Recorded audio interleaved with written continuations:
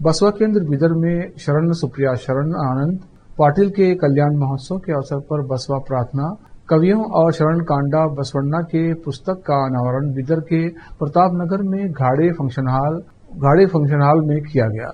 इस कार्यक्रम की दिव्य उपस्थिति श्री गुरु बसवेश्वर संस्थान मठ हुलसूर के डॉक्टर शिवानंद महास्वामी जी की अध्यक्षता में हुई। इस कार्यक्रम में बेलगावी बेल्लोर निष्कल मंडप के पूज्य श्री निजा गुणानंद महास्वामी जी द्वारा पुस्तक का अनावरण किया गया। कार्यक्रम की अध्यक्षता बसवा केंद्र के जिला अध्यक्ष चन्नप्पा मिठारे ने की। इस कार्यक्रम में ज्ञान सुधा शिक्षण संस्थान के अध्यक्ष पूर्णिमा जॉर्ज ने मुख्य अतिथि के रूप में भाग लिया। इस अवसर पर कन्नड़ साहित्य परिषद और युवा बसवा केंद्र के अध्यक्ष सुरेश चंद्रशेट्टी और अन्य उपस्थित थे। जेपी न्यूज के कैमरामैन पप्पूराज का कवरेज। देश विदेश और स्थानीय समाचारों के लिए चैनल को लाइक कीजिए, शेयर और सब्सक्राइब कीजिए।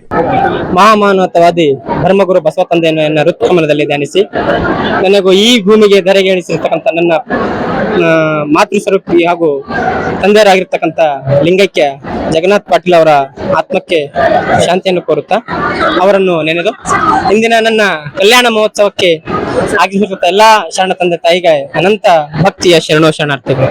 ಇಂದು ನೀವು ವಿಚಾರ ಮಾಡಿರ್ಬೋದು, ಬೀದರ್ ಜಿಲ್ಲೆಯಲ್ಲಿ ಬೀದರ್ ನಗರದ ಅಲಿಯಾಬಾದ್ ಗ್ರಾಮದ ಒಂದು ಪುಟ್ಟ ಗ್ರಾಮದ ಪೊಲೀಸ್ ಪಾಟೀಲ್ ಪರಿವಾರದ ಒಬ್ಬ ಸಾಮಾನ್ಯ ವ್ಯಕ್ತಿಯಂತೆ ನಾನು ಬದುಕಿದ್ದು ಹಾಗೂ ಬಸವ ಮತ್ತು ಕನ್ನಡ ಅಂದರೆ ನನ್ನ ಜೀವನದಲ್ಲಿ ಉದ್ದಕ್ಕೂ ಹಿಂದಿನಿಂದಲೂ ಮತ್ತು ಇವಾಗಲೂ ಕೂಡ ಬೆಳೆಸಿಕೊಂಡು ಬಸವ ಕೇಂದ್ರ ಮತ್ತು ಕನ್ನಡ ಸಾಹಿತ್ಯ ಪರಿಷತ್ತು ಈ ಎರಡೂ ನನ್ನ ಜೀವನದ ಭಾಗವಾಗಿಸಿಕೊಂಡು ಇಲ್ಲಿವರೆಗೆ ನಾನು ಬಂದಿದ್ದೀನಿ. ಇದಕ್ಕೆ ಎಲ್ಲಾ ಕಾರಣಕರ್ತರು ನನಗೆ ಮೊಟ್ಟ ಮೊದಲಿಗೆ ನನ್ನ ಬ್ಯಾಕ್ಬೋನ್ ಅಂತಿದಾರಲ್ಲ, ಹಾಗಾಗಿ ನನ್ನ ಜಿಲ್ಲಾ ಕನ್ನಡ ಸಾಹಿತ್ಯ ಪರಿಷತ್ತಿನ ಜಿಲ್ಲಾಧ್ಯಕ್ಷರು ಹಾಗೂ ಬಸವ ಕೇಂದ್ರ ಅಧ್ಯಕ್ಷರಾಗಿರ್ತಕ್ಕಂಥ ಸುರೇಶ್ ಚಂದ್ರಶೆಟ್ಟಿ ಅವರೇ ಈ ಎಲ್ಲಾ ಕಾರ್ಯಕ್ರಮಕ್ಕೆ ಕಾರಣೀಭೂತರು ಹಾಗೂ ಈ ಎಲ್ಲ ಯಶಸ್ಸು ಅವರಿಗೆ ಸಲ್ಲಬೇಕು. ಹಾಗೂ ಅವರು ಯಾವತ್ತಿಗೂ ಕೂಡ ನನ್ನ ಇವತ್ತು ಆ ಯಾವುದೇ ಪದಗಳು ಸಾಲದು ಅವ್ರಿಗೆ ಹೇಳಿದ್ರೆ ಅವ್ರು ಯಾವತ್ತಿಗೂ ನಾ ಚಿರಋಣಿ ಇರ್ತೀನಿ ಅನ್ನಕತ್ತ ಅವರಿಗೂ ಅವ್ರ ಕುಟುಂಬಕ್ಕೂ ನಾನು ಯಾವಾಗ್ಲೂ ಆಗ್ಲಿ ಅನ್ನಕ.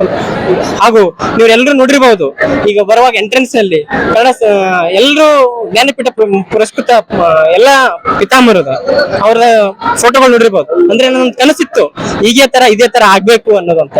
ಯಾವುದೇ ಕಾಲ ಆಡಂಬರಗಳು ಆಗಲಾರದೇನೆ ಕನ್ನಡ ಮತ್ತು ಸಾಹಿತ್ಯ ಹಾಗೂ ಬಸವ ಸಂದೇಶವನ್ನು ಸಮಾಜಕ್ಕೆ ಮುಟ್ಟಿಸಿ ನಮ್ಮ ಜೀವನದಲ್ಲಿ ಅಡಿಸ್ಕೊಳ್ಬೇಕನ್ನುವಂತ ಒಂದು ಉದ್ದೇಶದಿಂದ ಮಾಡಿನ ಹೊರತು ಯಾವುದೇ ಆಡಂಬರಕ್ಕಾಗಿ ಮಾಡಿರ್ಲಕ್ಕಂತ ಮಾತನ್ನ ಎಲ್ಲರೂ ಬಂದಿರ್ತಕ್ಕಾಗಿ ಎಲ್ರಿಗೂ ನಾನು ಅನಂತ ಕೃತಜ್ಞತೆ ಸಲ್ಲಿಸಿ ನನ್ನ ಎರಡು ಮಾತುಗಳನ್ನು ಮುಗಿಸ್ತೀನಿ. ಶರಣೋ ಶರಣಾರ್ಥಿ. ನನ್ನ ಅತ್ಯಂತ ಪ್ರೀತಿಯ ಸಹೋದರ ಆನಂದ್ ಪಾಟೀಲ್ ಅವರು ನಮ್ಮ ಜಿಲ್ಲಾ ಕನ್ನಡ ಸಾಹಿತ್ಯ ಪರಿಷತ್ತು ಮತ್ತು ಯುವ ಬಸವ ಕೇಂದ್ರದ ಕಾರ್ಯದರ್ಶಿಗಳಿಗೆ ಕೆಲಸಗಳನ್ನು ಮಾಡ್ತಾ ಇದ್ದಾರೆ. ಸಹೋದರಿ ಸುಪ್ರಿಯಾ ಮತ್ತು ಆನಂದ್ ಪಾಟೀಲ್ ಅವರ ಮದುವೆ ನಿಜವಾಗ್ಲೂ ಬಹಳ ವಿಶಿಷ್ಟ ಮತ್ತು ಅರ್ಥಪೂರ್ಣ ಮದುವೆ ಅಂತ ನಾನು ಈ ಸಂದರ್ಭ ಭಾವಿಸಿದ್ದೀನಿ. ಯಾಕಂದ್ರೆ ಸಹಜವಾಗಿನೇ ಮದುವೆಗಳಲ್ಲಿ ಭೂರಿ ಭೋಜನ ಹಿಡ್ಕೊಂಡು ಎಲ್ಲವನ್ನೇ ಅದ್ದೂರಿ ಮಾಡಿದ ಸಂದರ್ಭದಲ್ಲಿ ಒಂದು ಅರ್ಥಪೂರ್ಣವಾದ ಮದುವೆಯನ್ನು ಆಚರಿಸಬೇಕು ಅಂತಕ್ಕಂಥ ಒಂದು ಮನವಿಯನ್ನು ಇಟ್ಟ ಕನ್ನಡ ಸಾಹಿತ್ಯ ಪರಿಷತ್ ಇವತ್ತು ಅವ್ರ ಜೊತೆ ಗಟ್ಟಿಯಾಗಿ ನಿಂತು ಇಂಥ ಒಂದು ಮದುವೆ ಸಮಾರಂಭ ಆಯೋಜನೆ ಮಾಡಿದ್ವಿ. ಆರಂಭದಲ್ಲಿ ಒಂದು ಪುಸ್ತಕ ಬಿಡುಗಡೆ, ಬಹಳ ಅರ್ಥಪೂರ್ಣ ಪುಸ್ತಕ ಬಿಡುಗಡೆ, ಕವಿಗಳು ಮತ್ತು ಶರಣರು ಕಂಡ ಬಸವಣ್ಣ ಅಂತಕ್ಕಂಥ ಅದರಲ್ಲಿ ಬಸವ ಪ್ರಾರ್ಥನೆ ಕೂಡ ಒಳಗೊಂಡಿದೆ. ಇಂಥ ಒಂದು ಅತ್ಯುತ್ತಮವಾದ ಕೃತಿಯನ್ನ ಅದು ಹೊರತಂದಿದ್ದಾರೆ. ಆ ಕೃತಿ ಬಿಡುಗಡೆಯನ್ನ ನಮ್ಮ ಬೆಳಗಾವಿಯ ಬೈಲೂರು ನಿಷ್ಕಲ ಮಂಟಪದ ಪೂಜ್ಯ ಅಂತ ನಿಜಗುಣ ಸ್ವಾಮೀಜಿ ಅವರು ಆ ಪುಸ್ತಕವನ್ನ ಬಿಡುಗಡೆ ಮಾಡಿದ್ದು.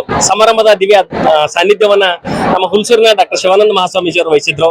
ಜೊತೆಗೆ ದೂರದ ದಾವಣಗೆರೆಯಿಂದ ಬಸವಪ್ರಭು ಸ್ವಾಮಿಗಳು, ಗುರುಬಸವ ಪಟ್ಟದೇವರು, ಜೊತೆಗೆ ಅಕ್ಕ ಗಂಗಾಂಬಿಕರು, ಇಷ್ಟೆಲ್ಲ ಹಿರಿಯರು ಗಣ್ಯರ ಮಧ್ಯೆ ಈ ಮದುವೆ ನೆರವೇರಿದೆ. ಎಲ್ಲಕ್ಕಿಂತ ಖುಷಿ ಮದುವೆ ಏನಂದ್ರೆ ಇಡೀ ಮದುವೆಯನ್ನ ಇದು ಕನ್ನಡ ಮತ್ತು ವಚನಗಳಿಗೆ ಒಂದು ಟಚ್ ಕೊಟ್ಟಿದೆ ಅಂತ ಹೇಳ್ಬೋದು. ಹೊರಗಡೆ ನೋಡಿದಾಗ ಎಲ್ಲ ಜ್ಞಾನಪೀಠ ಪ್ರಶಸ್ತಿ ಪುರಸ್ಕೃತರ ಭಾವಚಿತ್ರ ಆಗ್ಬೋದು, ಕನ್ನಡ ಮತ್ತೆ ಭುವನೇಶ್ವರಿ ಇರ್ಬೋದು, ಸಾಂಸ್ಕೃತಿಕ ಬಸವಣ್ಣ ಇರ್ಬೋದು, ಈ ತರ ಮಾಡೋದೊಂದಿಗೆ ಮದುವೆ ಪತ್ರಿಕೆಯಲ್ಲೂ ಸಹ ವಿಶಿಷ್ಟವಾದಂತ ಮದುವೆ ಪತ್ರ ನೋಡಿರ್ಬೋದು. ಯಾಕಂದ್ರೆ ಎಲ್ಲ ಅಂಕಿ ಸಂಖ್ಯೆಗಳು ಕನ್ನಡದಲ್ಲೇ ಬಳಸೋ ಮೂಲಕ ಮತ್ತು ವಚನ ಪರಂಪರೆ, ಬಸವ ಪರಂಪರೆ, ಈ ಎಲ್ಲ ಪರಂಪರೆ ಇಟ್ಕೊಂಡು ಬೀದರ್ನ ಐತಿಹಾಸಿಕ ಸ್ಥಳಗಳು ಸಹ ಮದುವೆ ಪತ್ರದಲ್ಲೇ ಅವೆಲ್ಲ ಬರುವಂಗೆ ಅವ್ರು ನೋಡ್ಕೊಂಡಿದ್ದಾರೆ. ಒಟ್ಟಾರೆಯಾಗಿ ಆನಂದ್ ಪಾಟೀಲ್ ಅವರು ನಿಜವಾಗ್ಲೂ ಬಾಲ್ಯದಿಂದಲೇ ಬಸವ ಮತ್ತು ಕನ್ನಡನ ತನ್ನ ಬದುಕಿನ ಭಾಗವಹಿಸಿಕೊಂಡು ತಂದೆಯನ್ನ ಕಳ್ಕೊಂಡ್ರು ಸಹ ಸಮಾಜಮುಖಿಯಾಗಿ ಬಹುದಿನದಿಂದ ಕೆಲಸ ಮಾಡ್ತಾ ಇವತ್ತು ಪುರಸಭೆಯಲ್ಲಿ ಅವರು ಸರ್ಕಾರಿ ನೌಕರಿ ಕೆಲಸ ಮಾಡ್ತಾರೆ.